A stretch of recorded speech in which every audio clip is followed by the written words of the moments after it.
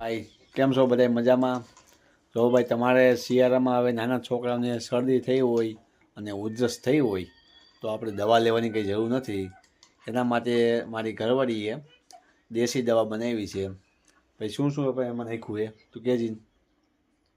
અરડુસીના પાન, તુલસીના પાન, અજમા, હળદર, મીઠું, આટલી વસ્તુ નાખીને ઉકાળો. પાણી મૂકવાનું. 1 ગ્લાસ પાણી મૂકવાનું. દવા છોકરાઓને પાસે બતાવો તો ભાઈ દવા.